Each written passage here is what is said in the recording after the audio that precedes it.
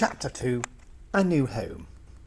Amsterdam is a pretty city. It is crisscrossed with canals. Boats go up and down the canals all hours of the day. Anne was only 4 years old in 1934 when she moved there. Amsterdam quickly became her home. The Franks' new apartment was not as large as the one in Frankfurt, but it had room for guests. Otto and Edith missed their old friends and family, so they were very happy when Omer came to live with them. They hoped other relatives would visit too. Many other Jewish families moved from Germany to Amsterdam. The Franks soon had a circle of German Jewish friends. At school, half the children in Annie's class were Jewish. Some had even come from Frankfurt, just like her.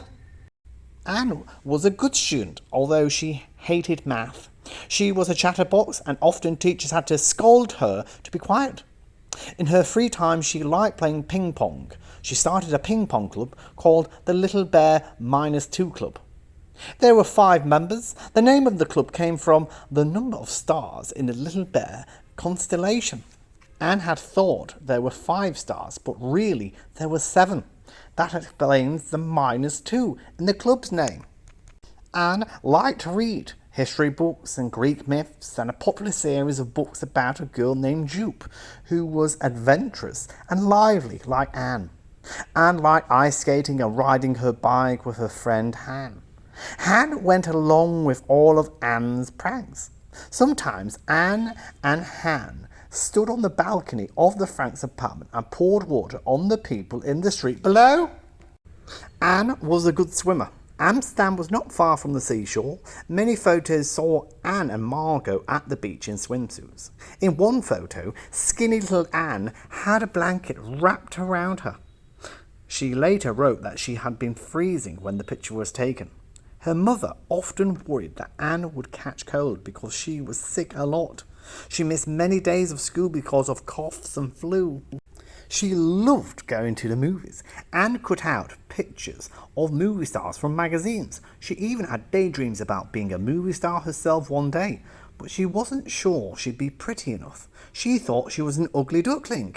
In many ways, Anne's childhood was very much like most kids, except every once in a while something scary would happen. In 1938, her uncle Walter was arrested in Germany just because he was Jewish. He was sent to a labour camp. It was like a prison. Eventually, Uncle Walter was lucky enough to win his freedom by agreeing to leave Germany forever. He ended up moving to the United States. The White Rose. Not all Germans believed in Adolf Hitler or his hateful ideas. Some risked their lives to stand up to the Nazis. In the city of Munich, a group of university students wrote pamphlets against the Nazis that were given out all over Germany. The pamphlets warned that Hitler was destroying the freedom of the German people.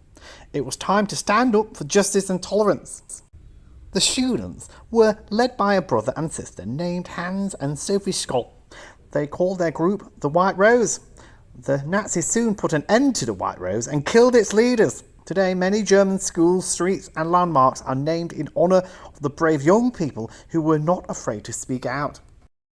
But how safe was the Netherlands? In 1938, Hitler reunited Austria and Germany. Austria was on the southern border of Germany. The people there spoke German, and most were happy to be part of this powerful empire. They cheered Hitler's soldiers when they marched into the city of Vienna. The Dutch, however, hated Hitler. Most people couldn't stand the idea of being under his control, but it did matter what they thought. In March of 1939, Germany invaded Czechoslovakia. What if Hitler decided to make the Netherlands part of his empire too? Otto and Edith Frank had to make a hard decision. Should the family stay in Amsterdam or move again? And if they did move again, where would they go? To England? To the United States? To a country in South America? It was very hard to get permits into other countries. Besides, Anne and her sister were very happy in Amsterdam. And even though Edith was not happy, she liked knowing that her relatives in Germany were nearby.